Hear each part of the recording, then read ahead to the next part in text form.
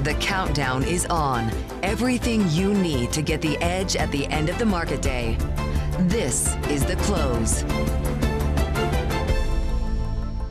Jobs jitters only getting worse as President Trump says he will fire the nation's chief labor statistician. Live from Studio 2 at Bloomberg World Headquarters in New York City, I'm Matt Miller. And I'm Katie Greifeld. We're kicking you off to the closing bell here in the U.S. And Matt, it got ugly since we were on at 9 a.m. today. The S&P 500 now down by 1.7% to kick off the first official trading day of August. Big tech even worse. The Nasdaq 100 now down 2%. We'll see, of course, how the next hour goes. I want to highlight the bond market. We're going to spend a lot of time this show talking about the bond market. You are seeing such a rally in the front end of the yield curve. The 2-year yield down by almost 26 basis points in reaction to that jobs figure, all as you see this volatility come back into the equity market. The VIX right now, Matt, trading almost at 21, quite a jump that we've seen in volatility across asset classes today.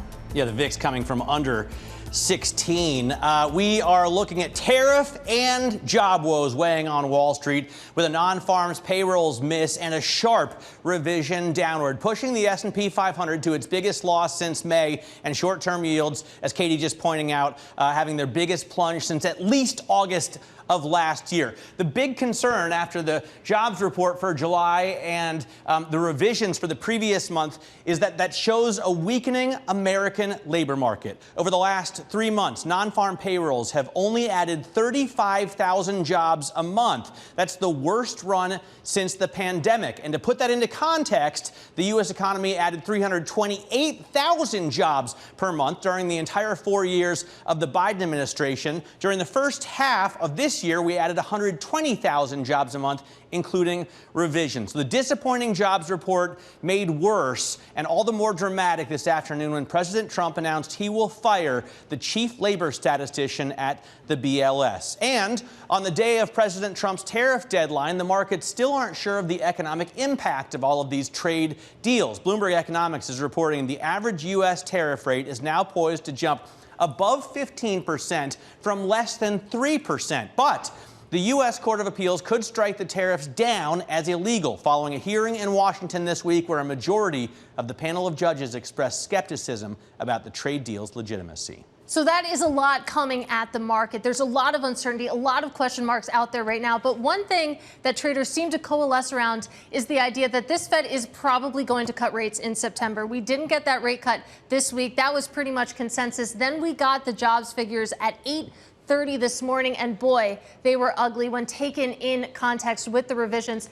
We're looking at September Fed rate cut odds right now. You can see that there's an 82% chance that the Fed will cut rates in September. We were actually below odds of 50% earlier in the past couple weeks. But Matt, now after that point, we're not quite at 100%, but you can see if you really train your eyes on the edge of that chart, the direction of travel is clear. It seems like that September rate cut is locked and loaded. Yeah, and we talked to Rick Reeder this morning. He said we could see a 50 basis point. Hey, you got to tell me when my tie is. You look great. We could see a 50 basis point cut in September. We're going to get to the markets in just a second. But first, here with more insight on the implications of Trump's firing of the labor statistics head is Bloomberg's Skylar Woodhouse. And Skylar, it seems as if when you don't like the message, you just fire the messenger. But President Trump is saying that this role has been politicized.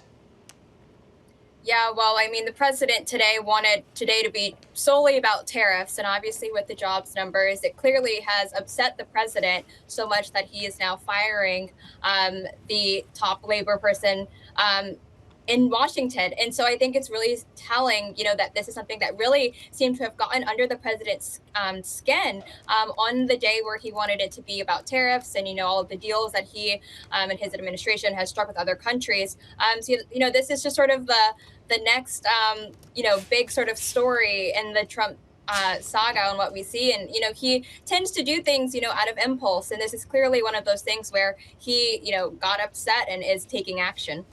I will say this predates, of course, the Trump administration. I remember asking acting Labor Secretary Julie Su at the time, back towards the end of 2024, about revisions, which have been dramatic to the downside for a while now. But Skylar, how much does this have to do with the fact that you do have initial collection rates falling? I thought this was a really interesting piece of our reporting, that initial collection rates have repeatedly slid below 60% in recent months.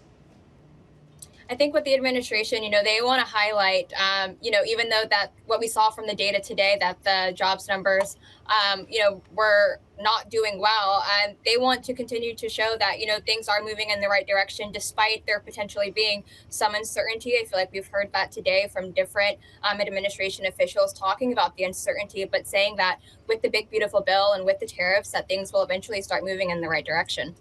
All right, Skylar, thanks very much. Skylar Woodhouse there with Bloomberg News covering this top story for us. Now let's get to the markets, because stocks are struggling after a disappointing jobs report and more trade restrictions. Barry Knapp, managing partner and director of research with Ironsides Macroeconomics, joins us. And Barry, what does this say to you? I immediately looked at the bond market to see if we would take another leg lower in yields, or if yields might bounce on news that the president fires the chief labor statistician because he doesn't like the jobs number. Oh, I don't think there was any discernible market reaction. I'd be in the camp that this is probably a long time coming. This is going to be the third large negative revision, first estimate at least, of negative revision to the establishment survey. Your own economist, Anna Wong, has written about this a lot. They've been overestimating small business employment for 3 years. Katie, you mentioned the persistent downward revision. It was obvious from the ADP data that they've been wildly overestimating small business employment. And to me, this has been a real serious issue. You go all the way back to the way the Fed eased, which was primarily through their balance sheet, that benefited holders of assets at the household level, large fixed rate borrowers, and big banks at the expense of floating rate borrowers, small banks, and small businesses. And when they tightened, they really made that situation worse by really crushing profitability of small banks. And the small business sector has been struggling mightily, but the employment numbers haven't reflected that. You could see it in the ADP data, but you can't see it in the BLS data. So for 3 years, this has been going on, and there's been no attempt to fix this infamous birth-death model. Right. So I'm not deep enough in the weeds to really know. Maybe Anna knows more. But to me, it looks like you've been messing this up for 3 years. You probably were destined to get fired at some point. Now, President Trump, as usual, doesn't articulate it well. He made it look political, and maybe it is. But the truth is, they've been doing a poor job. And that poor job is hurting people. Well, it's a fair point, Barry, that, we've been discussing issues at the BLS for years now, as you say, and that conversation has definitely taken on more urgency in the past year or so. A lot of questions here. I hear what you're saying about not being too deep in the weeds, but as an investor, how do you approach this? If you have concerns about the quality of the economic data that we're getting from the government, how do you structure that fact into your portfolio? Well, what I told people after Wednesday's meeting and the JOLTS report was that they should be long equity volatility, long fixed income volatility, and long the front end of the Treasury market, because Chair Powell's reliance on the unemployment rate as a measure of supply and demand falling simultaneously was wrong. And here's another BLS mess up. They suddenly decided in January of this year to adjust the population up by 2.9 million workers. The year before, when immigration was really surging, they reduced it by 625,000, a similar amount by which they raised it the prior year. So in 22 and 23, when immigration was surging, they didn't adjust the population. They adjusted it in 24. That threw off the divisor and the numerator of the unemployment rate, and a broad range of indicators, including wages for the lowest income quartile, indicated that labor slack was increasing rapidly, which meant demand was going down faster than supply. So Powell's entire thesis was flawed. I expected to get my view validated when we got that benchmark revision in the beginning of September, which, by the way, is coming a month later than last year. I don't get that either. Another knock on the BLS. Yet we got it this morning. So that was how I positioned for it. Was like Rick, I've been expecting for some time that we would get weak GDP data, core growth, and we would get the labor market, to start to move towards Anna's view that, we've been overestimating by 80,000 per month, and that we would have a rally in treasuries and probably a growth scare related equity market sell-off. And we think that's right where we're at, which is a Fed that hasn't recognized that. I will say the downward revisions have been driven by a cut in government jobs, which is like what we wanted, right? That's kind of the point here. Yeah. And it's also going to, these bad labor numbers likely spur a cut. Rick Reeder told us this morning, me and Katie, that he thinks the Fed needs to cut by 50 basis points in September, and that we may even see an emergency, a mid-meeting rate cut. What do you think about that, Barry?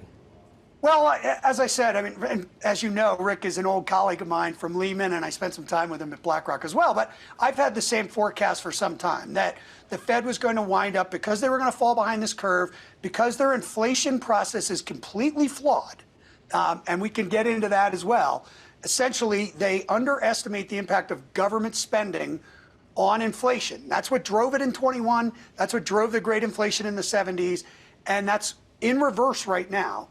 So because they were flawed, they would likely be late, and they would wind up following the exact same pattern as last year. 50 in September, 25 in November, 25 in December. And this go around, that will create an upward slope to the 3-month, 10-year part of the curve that's a rough proxy for bank profitability. That'll reopen the credit channel from small banks, which has been closed since Silicon Valley, and start to let money flow to real estate developers, lower their cost of funds, and actually be a boost to the economy. So it's crucial that the Fed comes around on all this. The first two speakers I heard today, Beth Hammack and Raphael Bostic, didn't sound too apologetic about their perspective on all this, or not that I expected them to apologize, but they didn't seem to really have changed their tune. Right. We need the Fed to change their tune and get started. All right, Barry, that's a good place to leave it. Really appreciate you taking the time on a Friday. That is Barry Knapp. He is Managing Partner and Director of Research with Ironsides Macroeconomics.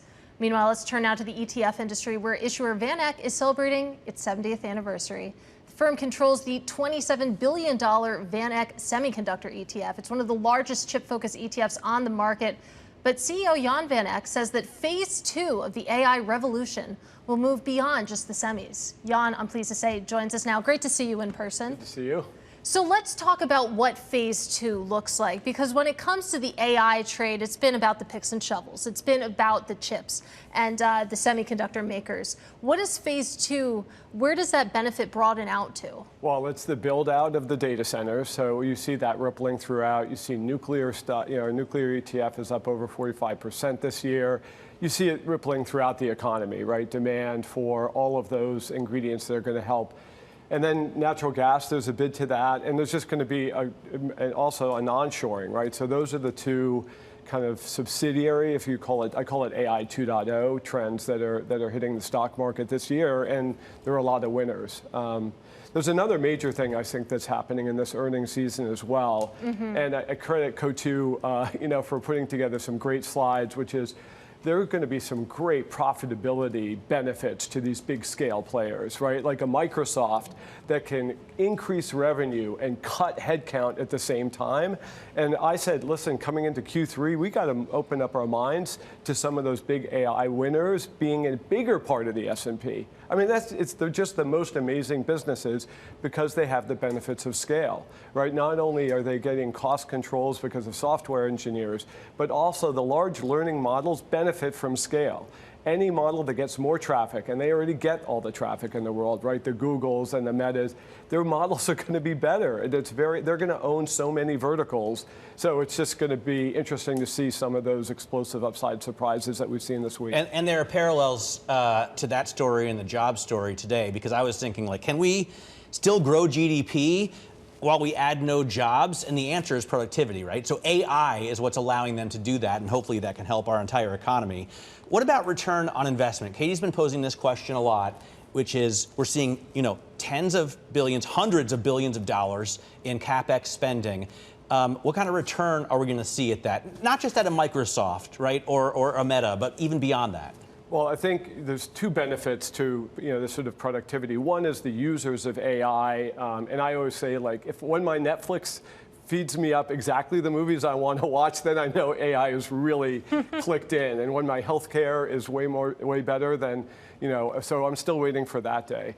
But you also see these platforms, like what's happening is that they're becoming conversational, the chatbots. So they're taking traffic from social media companies, right? There's people are now having a relationship with their chatbot That's because one of them. they've been personalizing them. They know you better. It's going to get really weird at some point where they're more fun to talk to and more personalized than some of your friends. We'll leave family out of it, right? so those are the two things that are going on. I mean, it's just web clicks are going down, and now we're just interfacing with these AI chatbots. It's kind of a new person in our lives. I would argue maybe it's already getting weird if you dig around on Reddit, but I digress. I want to talk a little bit about some of the notes that you sent over to our producers. You write that the best performing assets this year are hedges against the biggest risk, U.S. government overspending. I don't think you're talking about bonds as being one of those hedges. No, that's the weird. I think we look at the 10-year and go like, what's going on? We have these big budget deficits. We're the bond vigilantes. And look at a day like today when bonds are rallying. What I focus on, it's all about fiscal policy. Take a step back. The Biden administration budget deficit was 6.5% of GDP. And over the last 5 months, under Trump, take away the early months of Biden spending, it's been 5.5% of GDP. Fiscal tightening. Obviously, with fiscal tightening, you're going to see weaker employment numbers out of the government. And you're going to see, you talk about a growth scare. We'll probably see a growth scare. I'm not really worried about it. But the administration, I think, is trying to take the budget deficit seriously, maybe not as much as some want. And we're going to have a slower economy. There'll be some hiccups in the job numbers. I think it's fine. I think they want that because they want next year going into the midterms to be party time. Well, we'll see if 5.5% is the deficit this year. I've heard people forecasting more like 7%, which then leads me to think it's impossible to have a recession. But I've done the math, right? I've done the math. You can look on social. So what some of those deficit figures, they leave out tariffs. So that's a very good point. Tariffs are confirming month after month now $250 billion of additional revenue. I mean, they're just tax increases, and even with today, those aren't going away. So that, if you add that back into the budget deficit, that's where you get to the 5.5%. Well, the good thing is it looks like the suppliers are taking some of the hit as well as companies and consumers. I don't want to leave this interview without asking you about Bitcoin and crypto, because your firm has been front and center on this issue, and during the darkest, coldest days of the crypto winter, Matt Siegel was messaging me about his belief, his faith, and that was at $15,000. Now we're at $115,000. What gave you that faith to lead on crypto? I mean, it's just a feeling that for Bitcoin, it's digital gold, and I just say, listen, at some point it'll be half the value of physical gold, and that's about $400,000. And I think we're just maturing our way there. I think over the last month, what's been amazing is the stablecoin news. And so I call the Genius Act the third most important piece of bank regulation in U.S. history, because you now can be a tech company and compete in the payments area. Throughout U.S. history, you needed to be a bank. Now you can be a tech company. And that'll take a year. It'll take 4+ quarters. But the revolution that's going to happen on Wall Street is incredible. All right, Jan, great having you in the studio. Thank you so much for joining us. Jan van Eck, the CEO at Van Eck, his namesake firm, has its 70th anniversary today. Is it today? Today. Happy birthday. With the candles. Coming up, shares of Colgate-Palmolive are on the move to the downside after the household products giant delivered second quarter results. We'll break down that report with an analyst who covers the name next. This is The Close on Bloomberg.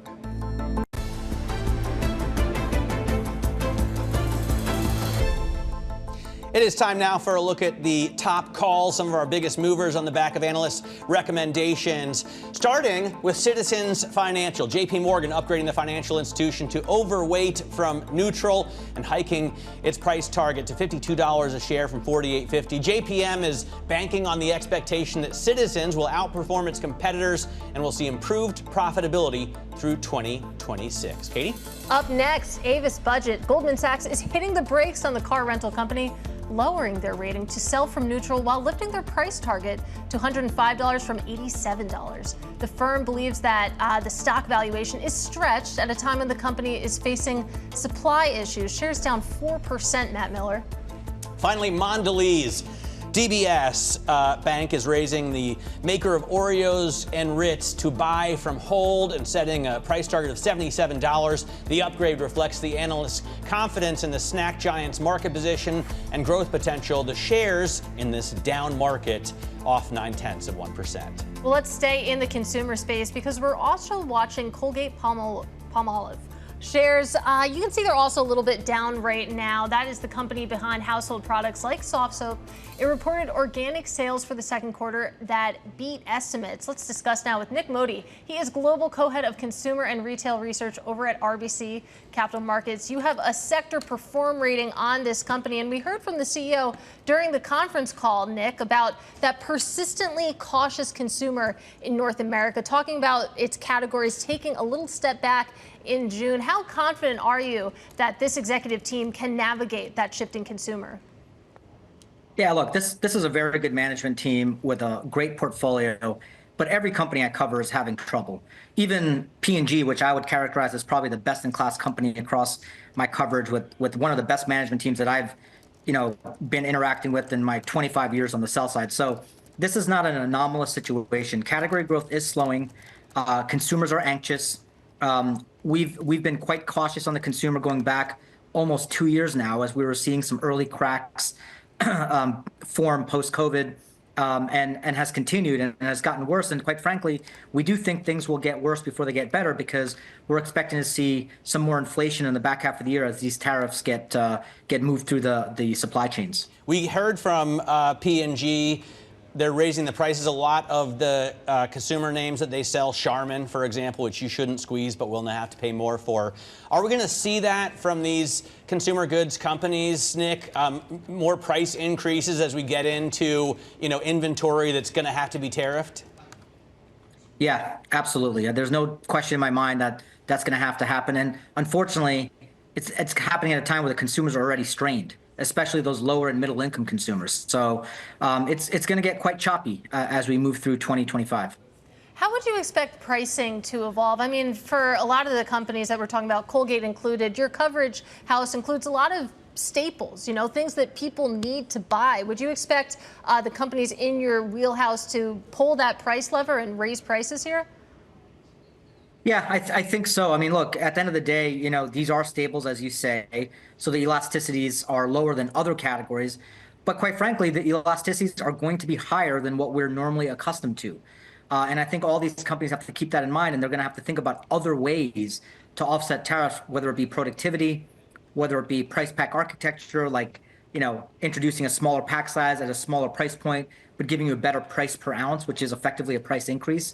So, and innovation, consumers are very willing, even in strained environments, to pay for innovation if it solves a problem. And that's what I think the industry is going to really start focusing on the back half of this year and into 2026 is how can we innovate and get some pricing that way.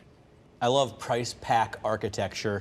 Nick, what about moving production to the U.S.? I mean, are we going to be making Charmin in America anytime soon? Well, I believe they already are.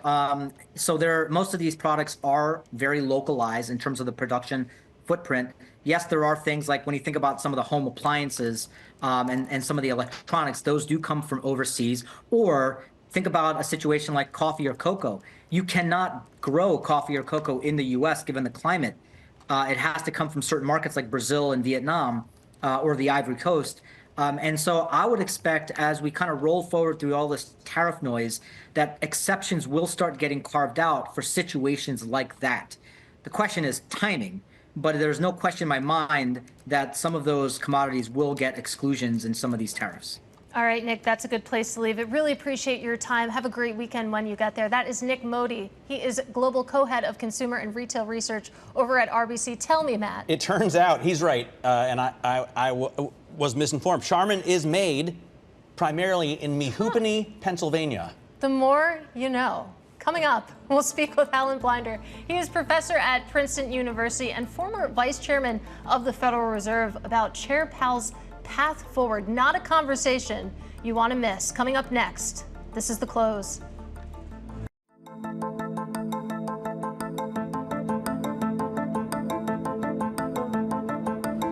Breaking news here. Fed Governor Adriana Kugler is going to resign effective August 8th.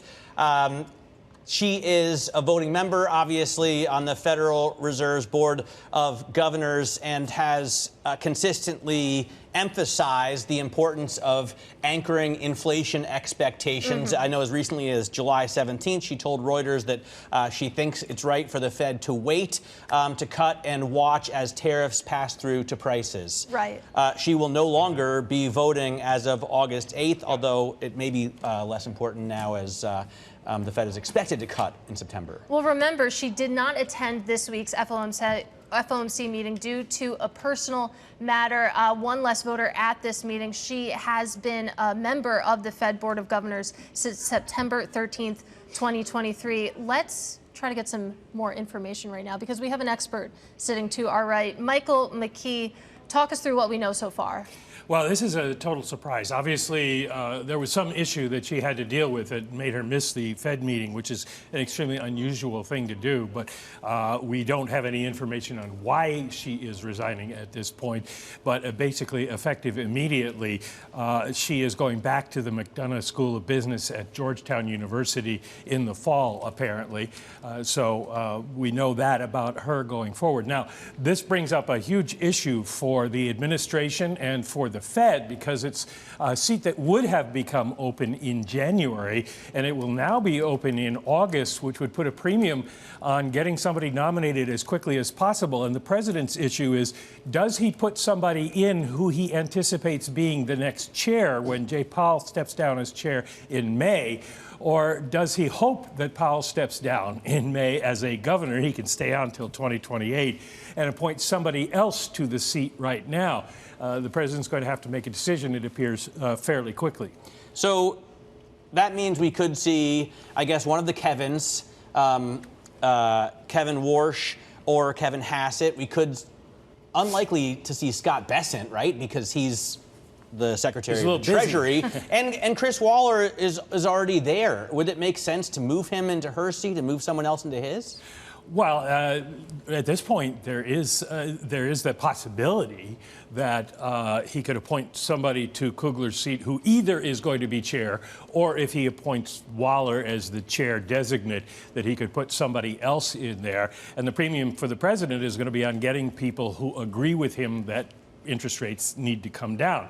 Chris Waller was the one who said that he thought there were cracks in the labor market, and that was a reason to cut rates this month. And of course, he turned out to be right about cracks in the labor market, whether you agree with cutting rates immediately or not. The numbers today were terrible. So the president now has the Fed right in front of him as an issue. And Bessent has said basically they've only just begun the process. They've talked to a few people, but they were anticipating sometime this fall, maybe October, November, somewhere in there, nominating somebody. And if he wants to get something done, he may need to do it sooner. All right, McKee, don't go too far. Don't go home just yet. That is Bloomberg's McKee. On that breaking news, just to recap, Fed Governor Adriana Kugler to resign effective August 8th. That, of course, opens up a voting seat on the FOMC. We will continue to follow that story. And let's broaden out this conversation now because we have the perfect guest, Alan Blinder. He is professor at Princeton University and a former vice chairman of the Federal Reserve. Professor, it's fantastic to have you with us. There's so much to talk about, from the actual data itself, which has become politicized, and then what the Federal Reserve is going to do about it, which is a process that has also become quite politicized. Just to set the scene here, I wonder what you make of just all of the different headlines we've seen today so far. Well, let's start with Ariana. Kugler, that's a big surprise to me. I know her, not that she confides everything in me, but I don't think anybody was looking for her to resign that fast. And so that was a surprise. The other surprise, going back to data, was the revisions. Not so much the last number, although that was surprisingly low, but the huge revisions in the previous 2 months in the jobs data. We see revisions all the time, but we just about never see them that large. Well, that's the thing. And Matt and I were talking about this at the top of the hour, that these persistent downward revisions, I mean, this has been going on for months. This predates the second Trump administration. And I wonder, Professor, what you make of concerns that there's a deterioration in the collection quality of this data, that the data itself has become unreliable. Do you share those concerns? I don't yet, until we see some proof, or not proof, evidence or something of that. But I am beginning to wonder, because that's a very large, those 2 months, never mind the previous, because those might have been downward revisions often, but they were within the bounds of what's normal. You see revisions that size all the time. You don't see revisions of this size all the time. And it does make me wonder. Remember, the main reason for revisions is new source data coming into the BLS so they can sharpen their estimates. But that doesn't answer the question. That's almost a tautology. It doesn't say why they were so far off. Well, we want, obviously, to have reliable and accurate data. The president tweeted something to that effect when he said he's going to fire the chief statistician at the BLS. Neil Dutta of Renaissance Macro put out a note right away and said the best thing to do would be to fund our statistical agencies and focus cost-cutting efforts elsewhere. Do you agree that the Bureau of Labor and Statistics and some of the other agencies that we rely on to give us this important economic data are underfunded?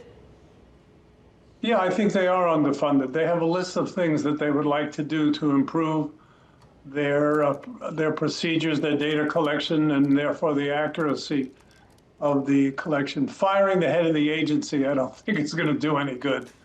I can't say I'm surprised with President Trump doing that, but I'm a bit dismayed and wondering who's going to get the job in her place. Well, let me ask you about the actual numbers that we got today, because a huge part of it was a massive drop in foreign-born labor. And so the labor pool itself has shrunk. The supply just isn't there. How much of a concern is that to you? And can we continue to grow the economy if we don't grow the labor pool? It's a big concern. And the answer to your last question is we can't continue to grow the economy at that rate unless we have the labor to do it. And the main threat to the labor force these days is let's just call it the immigrant labor force. Some of them are legal, some of them are illegal. The ICE people don't seem to care much when they swoop in and just grab everybody in sight. It's going down, roughly 5 million, I believe, immigrant workers in the U.S. labor pool. Excuse me, I'm going to kill this phone. Okay.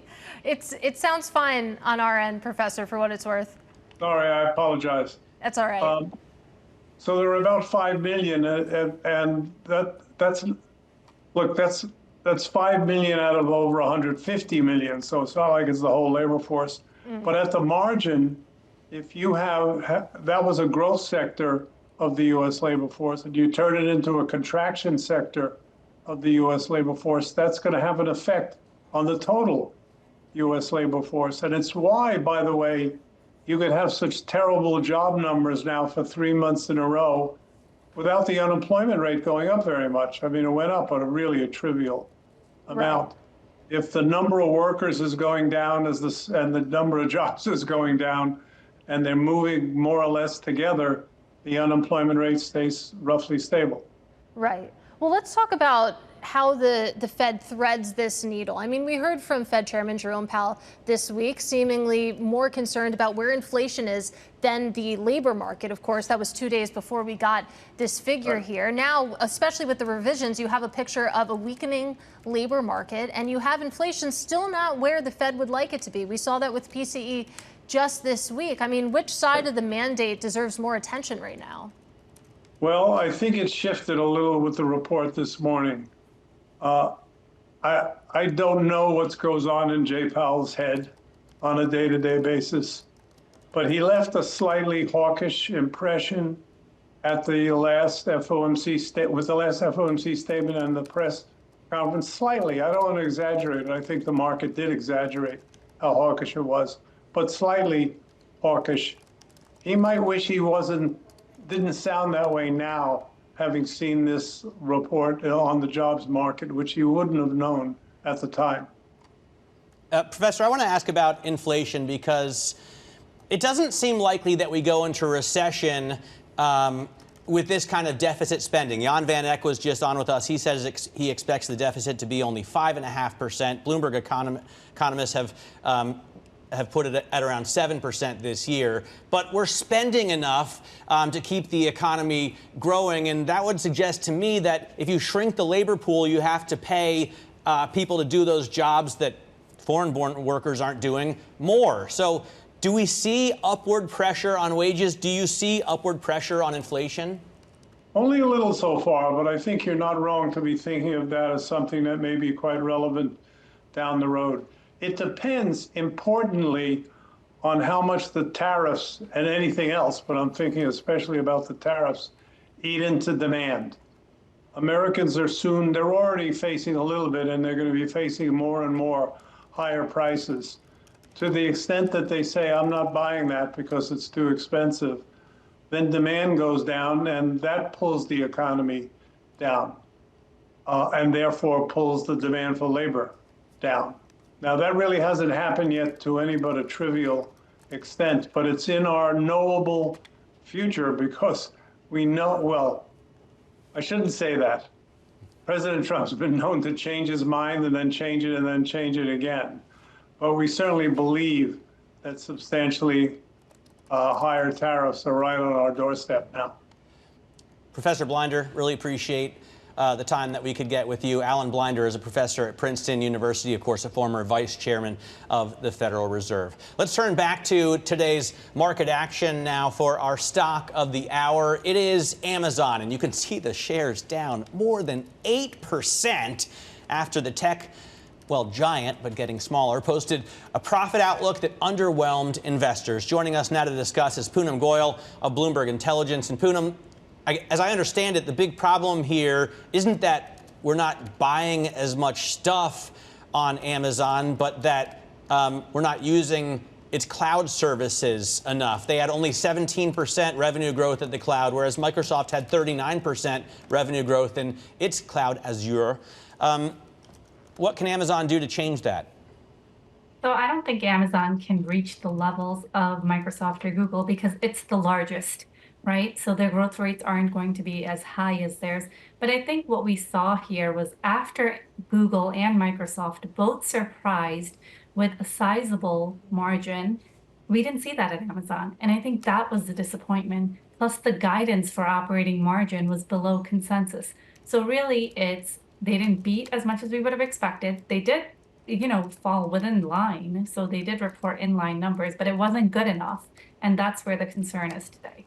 I want to talk a little bit about the retail side of Amazon. Of course, that enormous e-commerce business, I believe that's the bulk of revenue for Amazon. That's not what the stock trades off of, but we were just talking about this weakening consumer that the CEO of Colgate called out. What has that meant for Amazon's business? Yeah, so clearly the retail business actually outperformed in the second quarter. And what that tells me is that the consumer is looking for value. And Amazon.com, with its scale, the scale that it has the buying power. It has the ability to keep prices low, and it has done that. And I think that's what's attracting shoppers to the platform more and more. We continue to expect Amazon to keep pushing the pedal on price as much as they can to keep shoppers coming to their platform. prices will rise inevitably with the tariffs in place, but we think Amazon will just increase them less than everyone else. How much does President Trump recently did away with the break on tariffs for goods less than $800? How much of that is going to impact Amazon? If it's got to pay stacked tariffs in China of 35, 40, 50, 80%, how much can it afford to eat before it passes on the rest to the consumer?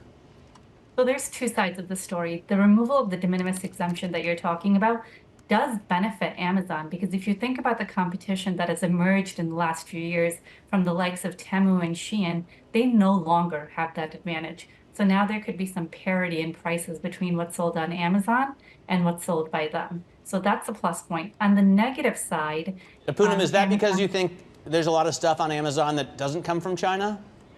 No, there's a lot of stuff on Amazon that comes from China, absolutely does. But the thing is, the third-party sellers that sell on Amazon can take advantage of the de minimis exemption, not the first-party stuff, because that comes in bulk. So Amazon does not get that advantage from the de minimis there. All right, Poonam, really great to get some context from you. That is Poonam Goyal of Bloomberg Intelligence. Really interesting week, an interesting end to those big tech earnings that we saw. The M's impressed, Microsoft and Meta. I can't quite say the same about Amazon and Apple. Yeah, I mean, Apple impressed, yeah, right? But you wouldn't know it by looking at shares. True. In the pre-market, they were doing great. That's true. When we around. started our day in the pre-market. All right, coming up, we're going to take you to the closing bell, from the open to the close, with Callie Cox. She is Chief Market Strategist at Ritholtz Wealth Management. That's next. This is The Close on Bloomberg.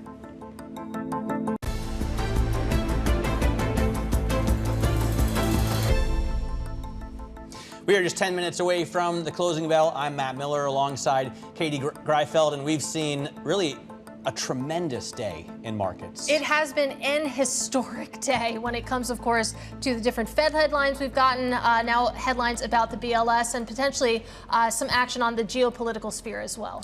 President Trump announcing the U.S. is moving 2 nuclear submarines in response to what he called highly provocative statements from former Russian President Dmitry Medvedev. For more on this, let's go to Wayne Sanders of Bloomberg Intelligence. And Wayne, you have a lot of experience with the U.S.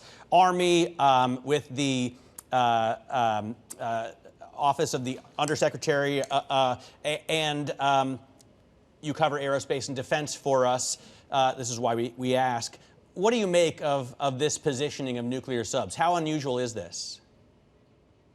So I think the key here is there's not a whole lot that's different right now in terms of positioning of nuclear submarines, right? We have a large contingent, right? We have 66 nuclear submarines, nuclear powered submarines broken up into attack submarines as well as ballistic missile submarines, right? These are ones that are stealthy by nature on purpose. They allow us to provide for some force projection around the world.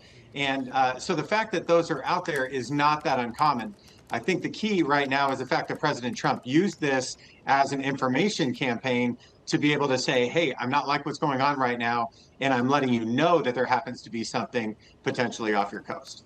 So according to President Trump, this was in response to words from a former president of Russia. Have we gotten a response from Russia as we stand right now?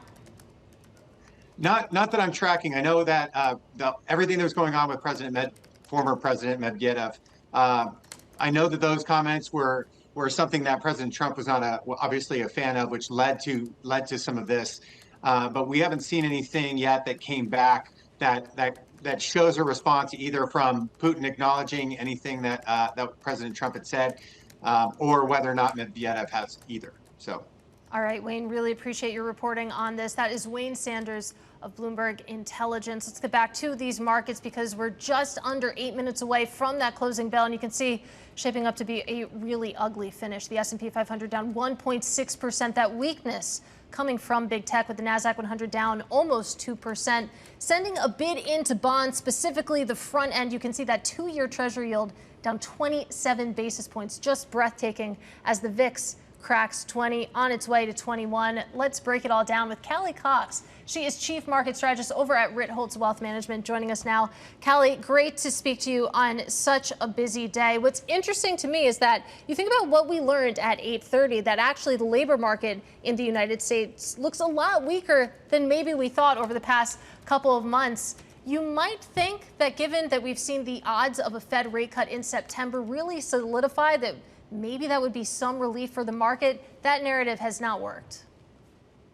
No, it hasn't. At least not today it has. And I can't be surprised by that. I mean, the jobs report wasn't that surprising. We've seen weakness in the labor market for months now. But for many people in the market, especially after a semi-strong June report on the face, this was a bit of a shock, especially the revisions that we got to the June data. So I'm not so shocked that we're seeing a rate cut priced in and then stocks selling off with cyclicals getting hit the hardest. But I'm also not so sure this rate cut narrative will necessarily help buoy markets in the weeks ahead. How much do you think we could see rates cut by? Rick Reeder told us this morning he thinks 50 basis points in September, and that we even see potentially a mid-meeting cut. I'll say this. I think the Fed should cut rates, but I understand if the Fed doesn't, because it's in an exceptionally tricky situation right now. I mean, what we saw in the CPI report and in the PCE report is that services inflation is not going down. Goods inflation obviously is accelerating. And if the Fed wants to optically get away with a rate cut, it needs to remember both sides of its dual mandate. And, right now they can't really take their eye off the ball of inflation. So this labor data might be bad enough for the Fed to step in and say it's time to cut. But the language that we got from Powell on Wednesday makes me a little more hesitant to think that they're going to light the fuse in September. So what's an investor to do here? Questions over what the Fed does, how they thread this needle, and then you take a look at corporate earnings. You take stock of the tech names that we got this week. We were talking about how Microsoft and Meta really delivered. Can't quite say the same about Amazon. Apple had some good numbers, not seeing it in the shares. It feels like earnings, question marks, the Fed, question marks, the economy, question marks. What's an investor to do here? Well, I think, first of all, you need to prepare for lower prices. I mean, what we've seen time and time again is that historically sell-offs have been the worst when the economy is in crisis. And right now, it's hard to say where the economy is, but we could be on the edge of a recession right now. It only takes one report to start convincing people that we're there. So instead of waiting for that report, prepare your financial plan now. Gird your portfolio with quality bonds, especially in the short to intermediate duration. Think about where you're invested on the stock side and where you might be overinvested. Markets have moved a lot over the past few years. We like the idea of maybe rebalancing out of tech a little bit just because expectations are so high.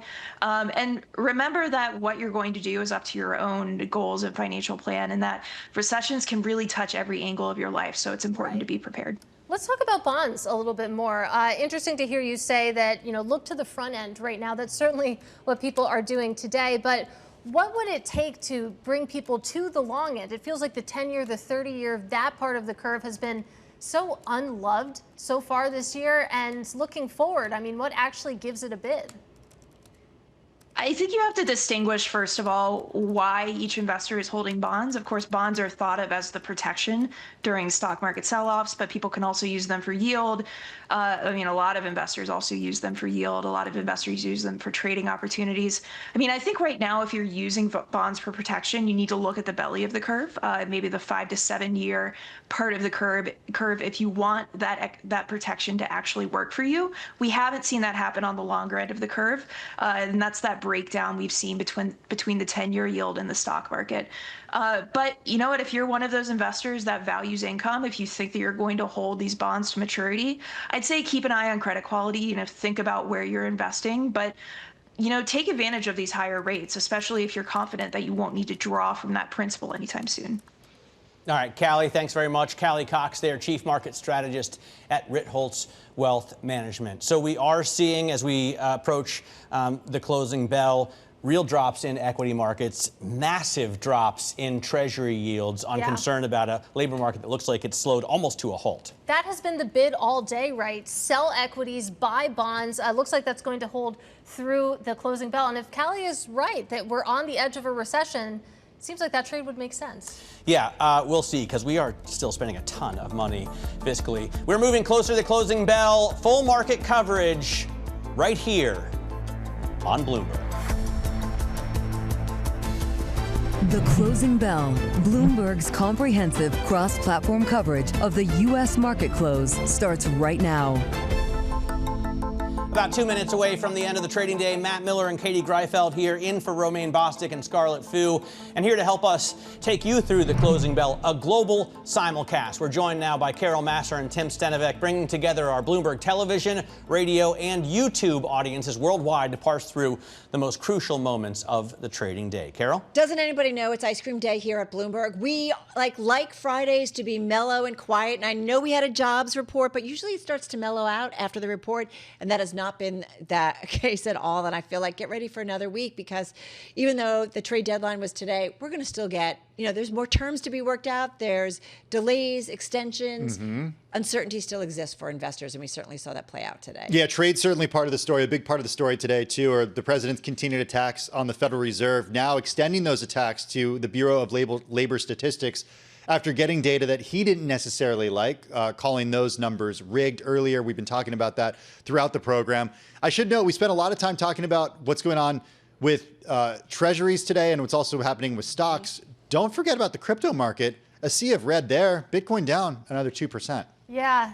I don't know. I feel like the bond market is a little bit more urgent today, Tim. Really, it's still $113,000 for a Bitcoin. Just yeah, Matt, shocking. You should go find those that key for your Bitcoin so you can do something with it. 27 basis points on the 2-year Treasury yield. When was the last time we saw that? August? Unbelievable. The moves Yeah, it's been at least a year. All right, 15 seconds to go until the closing bell right now, and we are looking at drops that we haven't seen since May, or actually a little bit of a recovery into the bell here. We were down at one point when we kicked off this program at 3 o'clock, 1.7% on the S&P 500. Nope, we're still down about 1.6%, so almost that. 62.37. Yesterday we were above 6,400. The Dow Jones Industrial Average. I'm looking for Dow 50,000, and right now we're trading down to 43,588. The Nasdaq, the biggest loser of the bunch, off 2.25%. Yeah, quite a narrative reset, right? And you've got traders now adding to bets on Fed interest rate cuts in September. Who'd have thunk? S&P 500, though, guys, most names in the index lower today. 358 to the downside, Katie, 145 to the upside.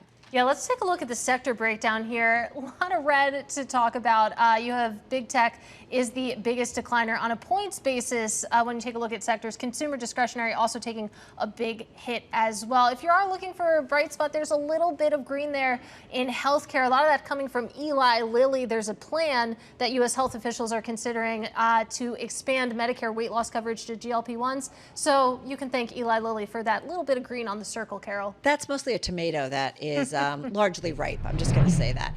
Let's get to some of the individual gainers. And there are some big ones, which reminds us that even in a market where there's volatility or it's down on the day, that there can be some outperformance. Always happens. So I'm going to go to what is the top gainer in the S&P 500. Ticker is MPWR. We're talking about Monolithic Power Systems. This stock soaring in today's session, up about 10.5% here at the close. It's a semi-device company, $37 billion market cap. It did come out with its second quarter results, and they did beat expectations. They also gave an outlook that was above the analyst consensus. It's a stock that's been outperforming this year. It's up more than 30%. First Solar. Who'd have thunk? This one, too, is the third best performer in the S&P 500, up as much as 8.5% earlier in the session, finishing the day with a gain of about 5.3%. The renewable energy company boosting its net sales forecast for the full year. We got these numbers after the close last night.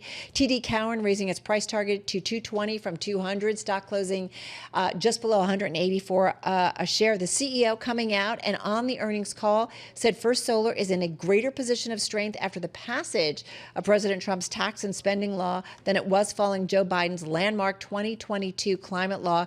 He says he sees the Trump law driving demand for its domestically produced solar panels and says that the law places restrictions on manufacturing tax credits for products tied to China. So something to remember amid this tariff trade war, if you will. And then got to mention Reddit. Thank you so much for Tim saying you got to do this one. It's up about 17.5% after the close here. The company reported its most profitable quarter to date and projected third quarter sales that far surpassed analyst expectations, signaling the strength of its growing ad business. One analyst at eMarketer said Reddit is finally figuring out how to monetize eyeballs, not just accumulate them. So investors definitely like this one. Tim? Okay, some of the gainers. I got some decliners here. I want to start with Amazon because shares fell today 8.3%. The company shed over $200 billion in market cap just today. Amazon projected weaker than expected operating income and trailed the sales growth of some of the cloud rivals that we've already heard from. Andy Jassy, the company's CEO, remember, he was in charge of AWS until a few years ago. He said it was, quote, very early days in AI, and that the company's efforts to lower the cost of running AI apps would draw more customers over time. We spoke to Laura Martin over at Needham a little earlier in our program. She said it was very strong revenue growth, very strong EPS and margins, but that tepid guidance really got investors. Also, some concern about the next shoe to drop when it comes to tariffs.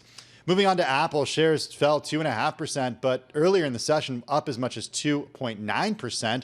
The company did report its fastest quarterly revenue growth in more than 3 years. Revenue rose 9.6% to $94 billion in the fiscal third quarter.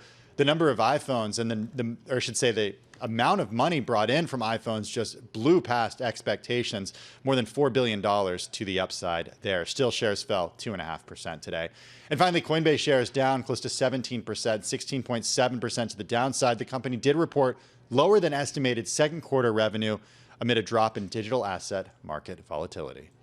All right, so those are the gainers and losers in equities. Take a look at this yields board. Now, you'll note first off that the color is green, but don't let that confuse you. We're looking at huge drops. I mean, this should be blood red. The U.S. two-year yield falling 28 basis points in one day. We haven't seen a drop that big since March of 2023. Well, this is good for the people who hold those bonds. They're probably psyched. This is a green day for those bond investors. No, I agree. If we were showing the price, it should be a green arrow. But we're showing the yield, which is coming down, down, down, down, down, down, down. Yeah. So it should be red. An enormous rally there. And you can see it's really concentrated in the front end of the yield curve because people are really solidifying their bets on a Fed rate cut in September. It's interesting to sort of thought exercise what would happen if we had gotten this data prior to that Wednesday Fed meeting. But I think we should talk about tariffs a little bit too here because it's been the economic data that has really dominated the discussion. But we have to, of course, loop in the trade picture as well. I think it was really telling. Matt brought up the number at the top of the close that the average tariff rate, the average U.S. tariff rate, I believe now is 15%. You compare that to where we entered the year. It was in the twos, you guys. Yeah, exactly. It's 6 times higher than it was a year ago. And you're talking about the steepest tariffs that we've seen going all the way back to the 1930s. The other thing is, we're not done yet, right? We don't know all the specifics. We've got some big trading partners, whether it's Canada, whether it's China, whether it's Brazil. We have some extensions. So there is still more to be known. And, it's a higher rate, but we have some details still to come that could even impact maybe even more severely when it comes to growth, certainly global growth. It's a good point that we aren't at the end of this story yet, right? President Trump yesterday said Switzerland is going to pay 39% tariffs. Now, first of all, the country to which you apply these tariffs doesn't actually pay them. It's the importers, the companies and the consumers that buy these things that end up paying the tariffs. But he can't be persuaded to point that out. And obviously, it's not going to stay this high. They're not going to keep 39% tariffs on Rolex watches and Lindt chocolates because Americans want those goods at lower prices. But Matt, the president has been clear that he wants to solve trade deficits. That's his end goal here. That's what he wants to solve for. And he wants to raise revenue, right? And he wants to bring production to the U.S. But they're not going to make Rolex watches in New Jersey. Well, they're also not going to make Levi's jeans in the U.S. We spoke to Levi's CFO who said there's no way we're going to move production of this stuff to the U.S. We know Apple is not moving iPhone production to the U.S. Yeah, maybe they'll do more in India, but we're not going to be making iPhones here in the U.S. Right. That is certainly the case across industries. So we talk about potential motivations here. We have talked about in the past that these tariff levels are just being used as negotiation tools. Exactly. Maybe they're revenue raisers, but when it comes to whether or not these levels are going to stay in place, it kind of depends on how the negotiations with the specific countries go. We know the playbook, right? You know, the White House, the president puts, terms out, and then you get people come to the table, and then maybe it's not quite right, and then they go back and they put down new terms, and then people come back. So I don't know. We have to wait and see. I just got to say one thing. Yeah. Why did you pick on New Jersey, Matt? Yeah. What's wrong with that? Why can't we make Rolex watches? I don't dislike New Jersey. You've got two Jersey girls. There's a lot of great stuff that's made in New Jersey. Including me. So there you go. Yeah. I'm a little hurt. Maybe you should say Ohio next time. The great state of Ohio. Yeah, okay. That's a wrap. Our cross-platform, radio, TV, YouTube, Bloomberg Originals. Have a great and safe weekend, everybody. Matt and Katie continuing there on TV. Tim and I continuing on Bloomberg Business Week Daily. We'll see you again, same time, same place on Monday. Coming up, we have a discussion on today's tariff deadline and how it could impact business at America's ports with Gene Seroka, Executive Director at the Port of Los Angeles, which may soon only have one railroad company to choose from. This is The Close on Bloomberg. The countdown is on. Everything you need to get the edge at the end of the market day. This is The Close. Welcome back to The Close. I'm Katie Greifeld. And I'm Matt Miller. Let's take a look at where markets closed out the day. The S&P 500 posting its biggest drop since May, 1.6% down, as you can see here behind me, to 6238. We were above 6,400 just yesterday. The NASDAQ doing worse than the S&P 500, off 2% because you had big drops in big tech companies and then absolutely plunging yields, especially at the front end. We haven't seen a drop this big since early 2023, and the VIX popping higher. Just a couple of days ago, it was below 16. Let's talk about some of the problem children in today's equity market. Matt alluded to that big tech drop. Apple and Amazon having a really hard start to August. Both of these names reported earnings yesterday. Did not go over well, especially for Amazon. You can see shares down by more than 8%. I did want to put up one up arrow story on the board. Eli Lilly, one of your biggest gainers today, up about 3%, reporting that U.S. health officials are considering expanding Medicare coverage to GLP-1s in a pilot program. You can see that was a little bit of a bright spot today, Matt. Yeah, one stock rising. There are a few gainers, but for the most part, we were down. Let's kick things off with our top story this hour. President Trump's tariff blitz, the world facing some of the steepest U.S. tariffs since the 1930s, with the average rate over 15%. The Port of Los Angeles expecting July to be the peak of the season, in part due to front-loading cargo. Joining us now is Gene Seroka, Executive Director at the Port of Los Angeles. And Gene, as Carol Massar was saying a little earlier, these tariffs are up more than 6x from levels that we've been used to in our lifetimes. What does this mean for you? Well, overall, good afternoon, Matt. It means higher prices for American consumers and factories, fewer selections on store shelves. And for us, it's just been a seesaw effect all year. May saw cargo plummet by 19%. After the original tariffs were announced in April. And then we shot back up in June, 34% increase in imports, best June ever. And now we're sitting here with 107 ships that came to LA in the month of July. It will be our best on record, all front-loaded cargo coming in early. So what do you expect to happen after August 8th? It seems like that's the day that these tariffs go into effect for now. Obviously, we could see these numbers and probably will see these numbers change all over the place. But does it come to a halt? Likely a drop-off, but not a halt, Matt. New numbers, new dates, and a lot to digest for American companies and their trading partners, many of whom tell me that they're simulating what these numbers will mean and how it's going to affect buying patterns, inventories, and how they go to market overall. We heard from two of the big three auto manufacturers this week alone and how the tariffs have really impacted their profit line. And Gene, I want to talk about one of the other big news items from the past week, and that is the official tie-up of Union Pacific and Norfolk Southern. That would create the nation's first transcontinental freight railroad. Really a big move there. Gene, what would that mean for you? This is interesting, Katie. I think what it means for us is better access to the largest third population on the eastern seaboard. The ability to get cargo from Los Angeles direct to New York and major hubs in the east is something that's been elusive over the last 2 decades. It'll take away the handoffs that happen for steel wheel interchanges in Chicago and West Cleveland. A more seamless operation, faster speed to market on the intermodal side of our business. Gene, I wonder how the labor picture looks for you right now. Obviously, you've seen seesaws there as well since the pandemic and because of strikes, all sorts of issues. But now we see the foreign-born labor supply just dropping. And how does that affect your port workers?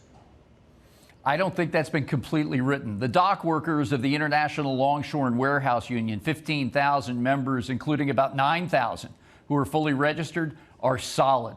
Truck drivers, warehouse workers, and others around the supply chain have an awful lot of folks that have come here to the United States to find work and build families and homes. That's something that's of great concern to all of us, especially as we see the current landscape. But we've got cargo moving. Folks are on the job every single day. But I'm just wondering if you have, all of a sudden thousands or tens of thousands or hundreds of thousands fewer workers from which to choose, the pool shrinking. Are you going to have to pay these people more and more and more? Likely that supply demand is going to be interesting. The last time the dock workers had an open registration for a little more than 2,000 jobs, they had 88,000 applications. These are very good middle-class jobs and good wage scales. I don't think we understand quite enough just yet as to how the impacts may roll on, but trade policy to us is going to be very important.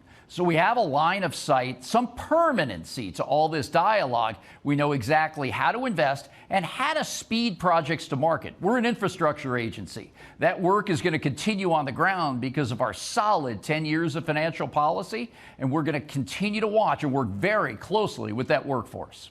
Well, Gene, I want to talk about how AI factors into your workforce. I mean, Matt asked the question, are you going to have to pay these workers more? How heavily are you leaning into AI and bring that innovation into your ports, into your docks to maybe actually bring down costs? Technology, Katie, is moving faster than ever. And our simple request to all the private sector partners that we have is let's not leave the worker behind. And I think we found that in part. Since I've been on the job, the dock workers are up 27% over the last decade. And APM Terminals, our largest facility at Pier 400, which went to robotics and automation several years ago, is now the largest employer of dock worker labor across the 29 ports on the West Coast. We've got much more to do with digital twins so we can develop more understanding beneath the water surface, predictive and prescriptive analytics along with simulation, so we know how traffic flows are happening, what to avoid, and how to get sharper at our delivery process. There's much more ahead, but the workforce is going to be key, and that's why we, along with the Port of Long Beach, are building the nation's first goods movement training campus to do all that and more. Gene, are you able to get hold of the kind of technology you need to be on the forefront of, port tech, and would that technology reduce the amount of workers that you need? Well, as we just pointed out, even in the face of the robotics technology, or automation as we call it, on port facilities. Matt, across the world there are about 360 ports that are observed every day. Only 5% of them have a semblance of robotics.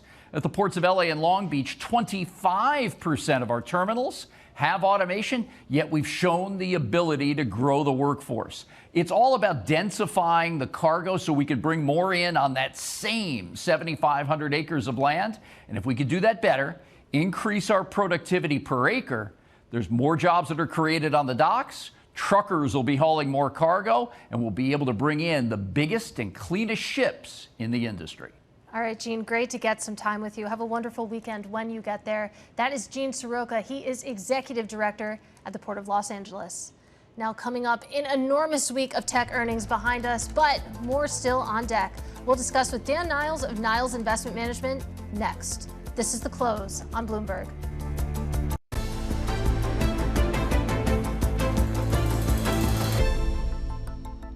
Well, we are wrapping up a big week for tech with Meta, Microsoft, Apple, and Amazon all reporting results over the last few days and all closing today in the red. Investors gearing up for more tech on deck, including AMD, Palantir, Shopify, and Uber.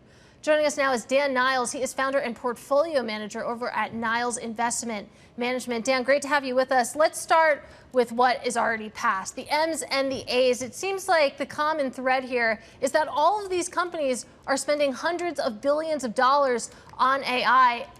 As an investor, how do you think about the ROI here? Well, I mean, you hit it on the head, Katie, since really middle of last year when you had the big three, Microsoft, Google, and Amazon, in the June quarter of last year. They all reported results.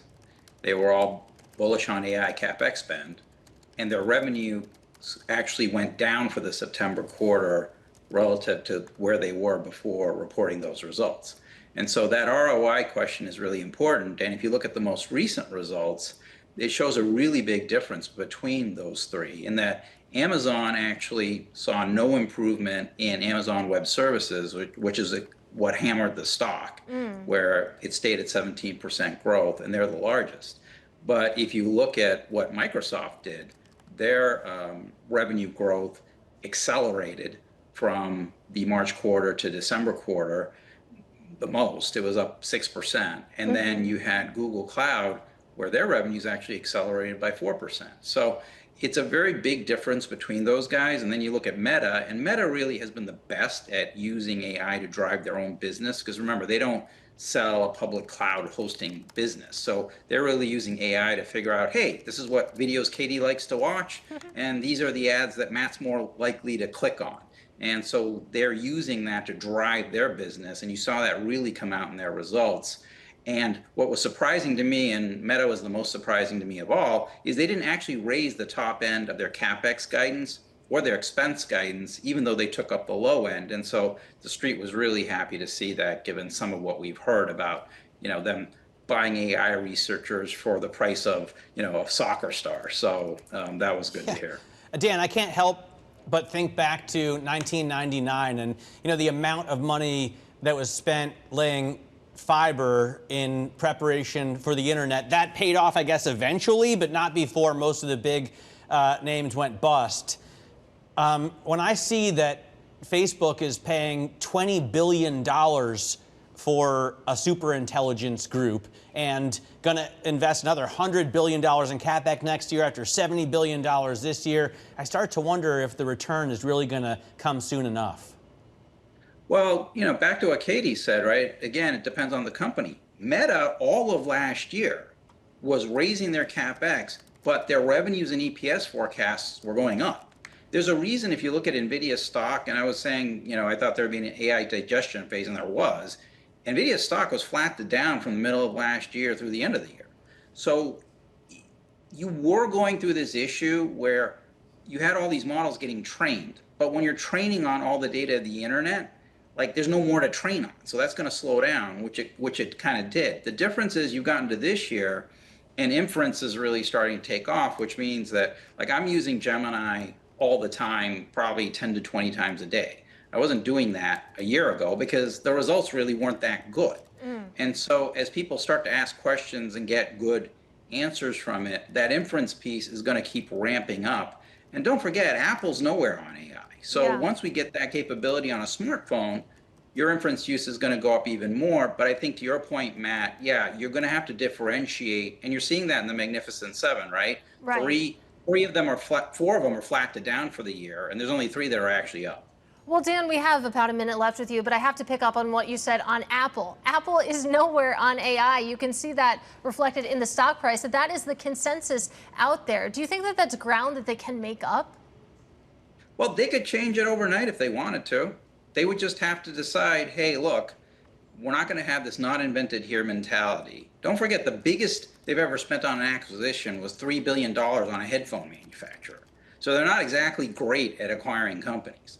So if they go out and they buy Perplexity or Anthropic, instead of buying back $100 billion in shares, and they've done a good job of financially engineering the company, but their product development has been absolutely horrible. That's why their revenues are up 5% cumulatively over the last 3 years. The S&P's revenues are up 26%. So you can only financial engineer for so long before the market kind of figures out you have an issue, and it's really showing up because the Siri AI features aren't on the iPhones. And so that's the big thing that I'm waiting for, is hopefully them deciding to bite the bullet and actually do something meaningful. You and me both, Dan. I'll be so happy when Siri can finally answer even my most basic questions. Dan Niles there, founder and portfolio manager at Niles Investment Management. Coming up, 2 conversations ranging from music trends to travel trends. This is The Close.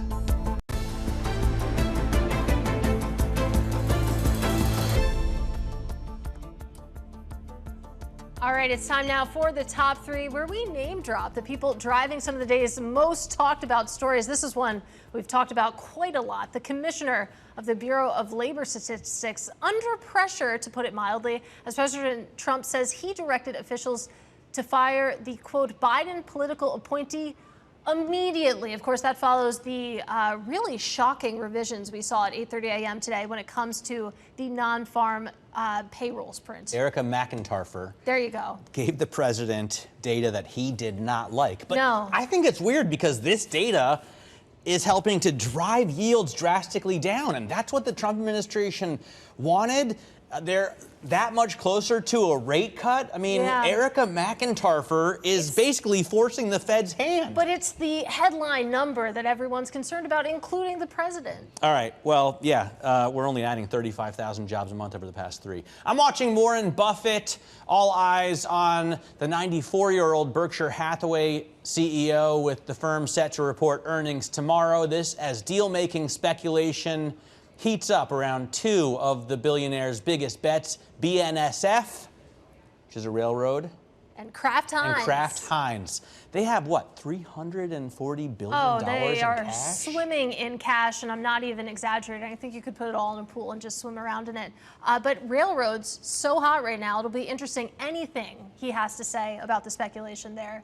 We're also watching Eric Schmidt. That is the former Google CEO, paying over $100 million for LA's Spelling Manor. Now, this mansion was originally built for TV producer Aaron Spelling, who you introduced me to this morning. Well, I mean, I'm sure you've seen Beverly Hills 90210. His daughter is Tori Spelling, but then he went on to write things like The West Wing, and that one where the dude from Dumb and Dumber plays a newscaster during the BP oil spill. No. Okay, in any case, Aaron Spelling is a legend. And apparently he had a huge house. Yeah. Now they sold it. Absolutely. So now Eric Schmidt is going to, I think $110 million was the price for that. If you have the money. Yeah, why not? Might as well spend it. Another person that we're watching is Harvey Mason Jr., CEO of the Recording Academy. Bloomberg's Romaine Bostick, you may recognize him as the anchor of this show, recently spoke with Harvey about his career working with some of the world's biggest artists like Michael Jackson,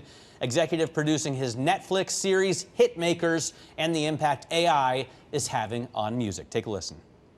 First thing I say is you better figure out how to learn everything that it can do, understand the capabilities, understand what the possibilities are, because it is here and it's going to be a part of our industry. It's going to be part of our creative process going forward.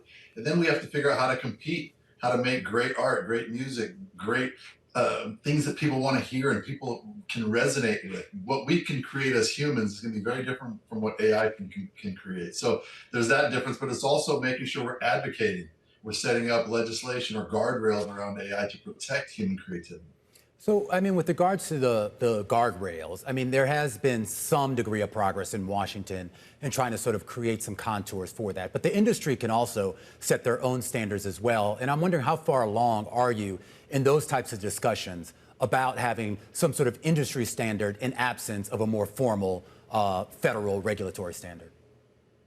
I like to think that we're making progress, although it's been somewhat disjointed. You have a lot of stakeholders between songwriters and publishers and labels and management companies. So we're trying to figure out how we are going to regulate this internally and at least make some guide rails or some guardrails around it, because right now it feels a little bit like the Wild West. There's music being created with artist's voice and likeness that is unauthorized and not credited properly. We're not having the appropriate approvals or monetization strategies around some of these new creations. So a lot of work still is yet to be done. And before you were running the Academy, you spent several years of your career as a producer, as a songwriter. You worked with some of the greatest artists out there, the Justin Biebers and the Whitney Houstons and a bunch of others that I'm sure I'm forgetting.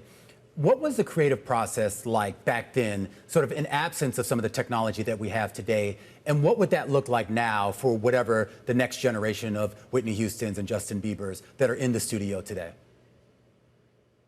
Everybody has a different process. Everybody creates differently in their own unique ways. Some people start with music, some people start with lyrics and an idea.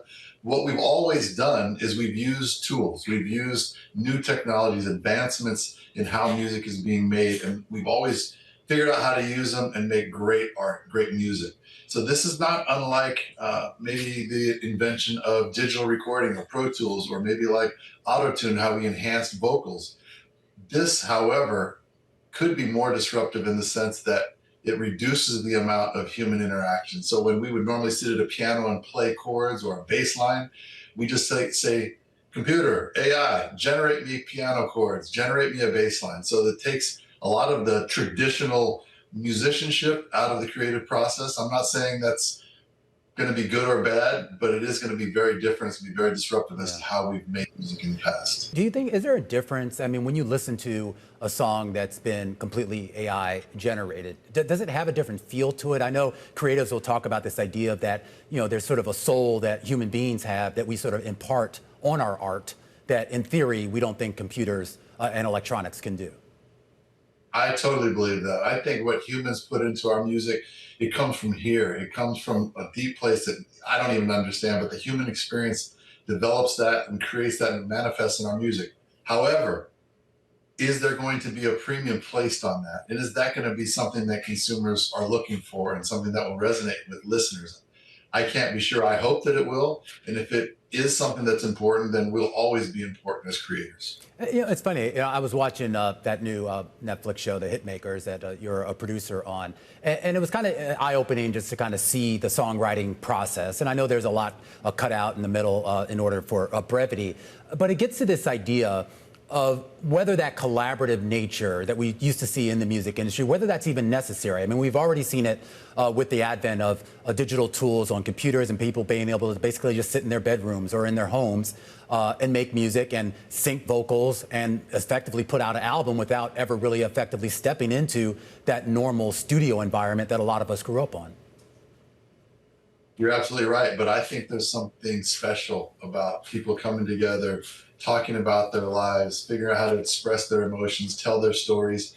That's something that computers just aren't able to do. What we can't be complacent about, though, is the quality of music and potentially lyric and performance that AI is generating right now, let alone in the next few years.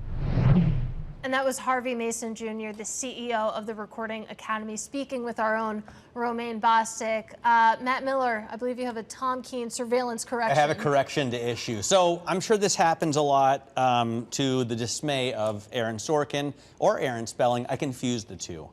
So it happens. The mansion that Eric Schmidt bought was from Aaron Spelling. Right. He of Beverly Hills 90210. He, the father of Tori Spelling. Yes, and he also has The Love Boat, Charlie's Angels, and a number of those really cool series to his credit. Aaron Sorkin, on the other hand, was the guy who wrote The West Wing and The Newsroom with Jeff Daniels, the dude from Dumb and Dumber. But he also wrote A Few Good Men and did the screenplay for F1, which just came out. And he's doing Flash Boys, which I think is a Bloomberg reporter who initially wrote. That is pretty cool. Don't get yourself in other corrections. No, I won't. Flash Boys, Michael Lewis, but I think, based on. Yeah. Okay, so same initials, different people. We have that cleared up. Let's stick with the entertainment industry because Lollapalooza is already underway this weekend. And Romain Bostic, he got the chance to catch up with David Stephenson. He is Airbnb's chief business officer and head of employee experience, about the company's first ever global live music partnership with the music festival. Let's take a listen. I was super excited about the partnership with Lollapalooza and Live Nation. It's been the first ever big music partnership that we've ever had at Airbnb. Started off in Berlin, and now I'm here in Chicago for Lollapalooza. Excited to see all the amazing acts that we have here. When we talk about what this partnership means, obviously we know Lollapalooza is a huge driver of tourism to the city. More than 400,000 folks descend on that festival, and of course a lot of them need a place to stay. But the partnership that you have, it's more than just about renting out an apartment or a room to people. It's also about the fan experience. And I'm curious as to what the strategy is for Airbnb with regards to leaning in to those types of experiences. No, you're exactly right. You know, nearly half the people that come to Lollapalooza come from out of town, and they need a great place to stay, and they often stay in Airbnbs. You know, last year we had 16,000 people staying in Airbnbs around the Chicago area, but you're exactly right. It's more than just about the stay. It's actually about the experience itself. You know, one of the great things about traveling on Airbnb is you get to actually experience the city you're in. And now when you travel on Airbnb and come to Lollapalooza, you can experience part of the festival like no one else can. We have some unique experiences that people can attend, Airbnb original experiences. We have a half dozen of them. Things like Chance the Rapper, who's dropping his new album later this year. You get a preview of that album here later tonight. And DJ Lady D is going to teach you how to DJ. So we have some amazing Airbnb original experiences that you can attend here at Lollapalooza. Are these sort of premium experiences, meaning is there an extra cost associated with that for the user, or are these experiences more designed just to keep people in, I guess, the Airbnb ecosystem, for lack of a better phrase? You know, they're available to anyone to book. You know, it depends on the actual experience. Many of these experiences are about $200 a seat, so they are a little bit premium, but these are Airbnb originals. They are incredible once-in-a-lifetime activities, but the average Airbnb experience is usually about $50. When we talk about where Airbnb is going, we can't talk about that without talking about just travel trends overall. We're in an earnings period now where we've heard from a couple of the big airlines. They all seem to be singing from the same hymnal, the idea that travel, particularly leisure travel, is still strong. The consumer is still healthy and willing to spend. Are you seeing similar trend lines in your business? Yeah, it's interesting. We did a recent survey of our guests and really found that travel is the one thing that is incredibly resilient. People are willing to not go shopping, willing to not go out to eat as much, but are much, much less willing to cut back on their travel. They might change their travel. They might travel more domestically or closer by, but they really do want to travel. And the other thing that we're actually seeing in the trends, especially at Lollapalooza here, is a significant increase in group travel. You know, people traveling with 3 or 4 or more people have increased at double the rate of the other people that are traveling. So we're actually just seeing great demand for group travel. And again, it's a perfect fit with Lollapalooza. There is some concern, particularly about, I guess, the quote-unquote professional hosts and even the city you're sitting in. I was just there a few days ago speaking with some of the people on the city council, and there is a lot of discussion here about whether to restrict short-term rentals like Airbnb and like some of your competitors. The idea that there's a disruption related to some of those rentals, particularly when you do have big events like Lollapalooza. How are you working with local officials in Chicago and other cities around the U.S. to address some of those concerns? Yeah, we work really closely with cities all around the world. We care very deeply about how we show up in those cities because we want to be able to support the communities themselves. And what we find is that places like Chicago, we are actually getting great support from the communities because there are so many that are actually underserved by hotels, and Airbnb enables them to have family and friends stay closer by. It enables people that have some of their largest, assets or valuable asset is their home, be able to share that with others and earn an income when they want to. So during Lollapalooza last year, the average host earned $1,200.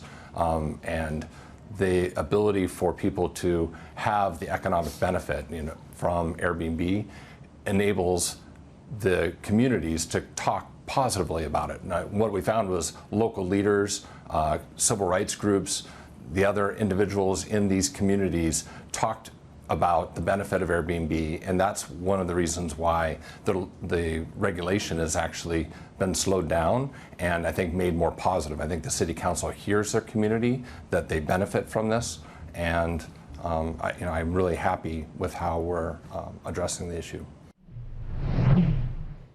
All right, Dave Stephenson, Airbnb's Chief Business Officer and Head of Employee Experience there, talking with Romaine.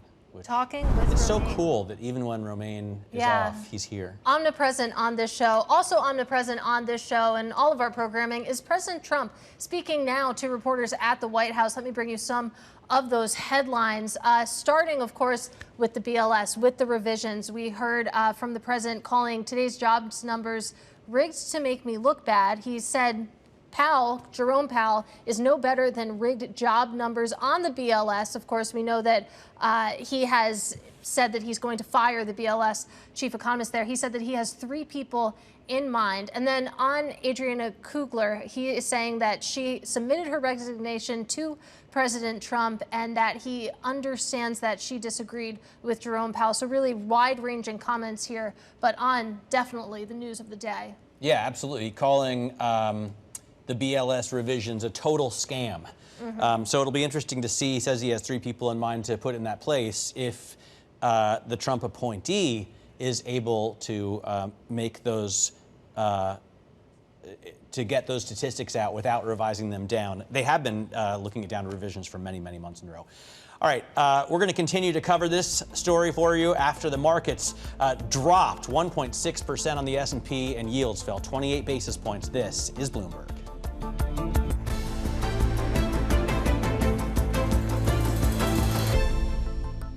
Well, there's a potential shakeup in the food industry coming as Kraft Heinz is preparing a breakup, according to sources. The mac and cheese maker looking to combat shifting consumer sentiment, and one of their competitors is capitalizing on just that. Goodles is trying to beat big food by bringing adults back to the mac and cheese aisle, and I'm pleased to say that we're joined by the CEO and co-founder. Now, joining us to discuss is Jen Zeszut. Great to have you here in person with us. Tell us about that mission, that drive to beat big food. How do you possibly do that?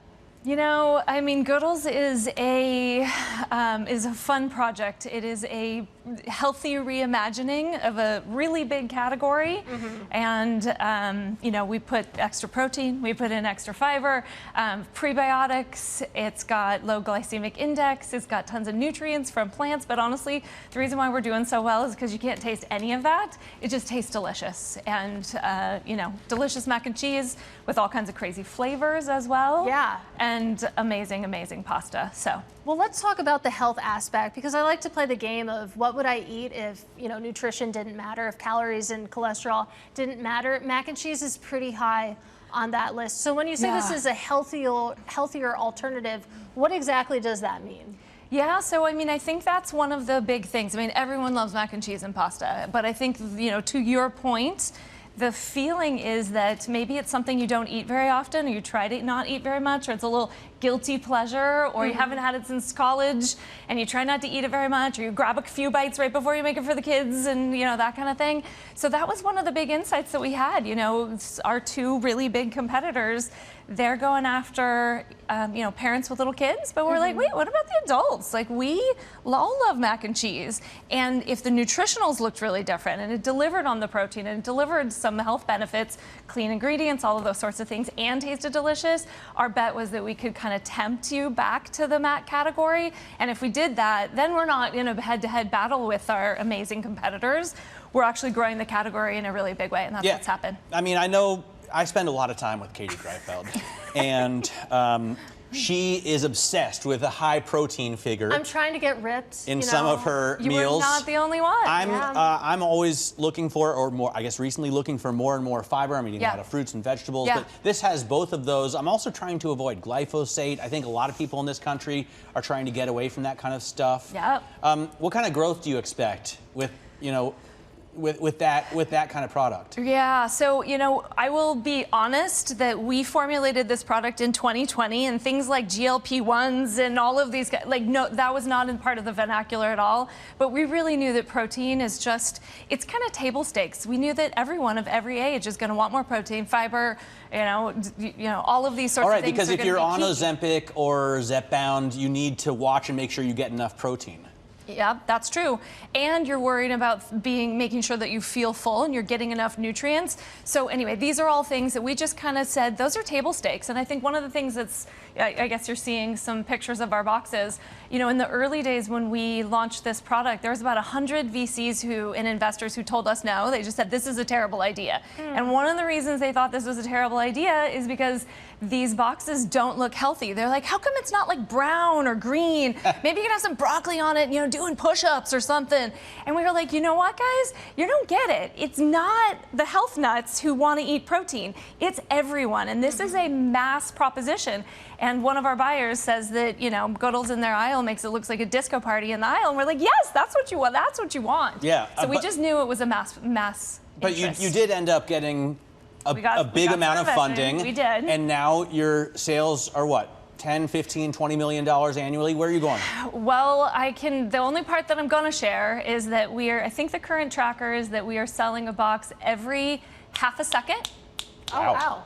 You just sold a bunch. We just sold a bunch. And we've only been on retail shelves for 3 years. So it has indeed happened really, really quickly. So we are really the bright, shiny growth spot in the category. So we're delivering about 79% of the growth in mac and cheese.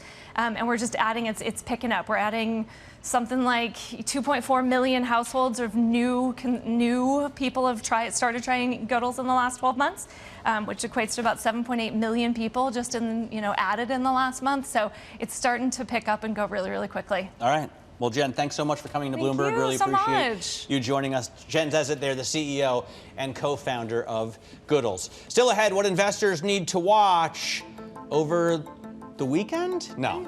Turn off the TV. No. What you need to watch next week. This is Bloomberg.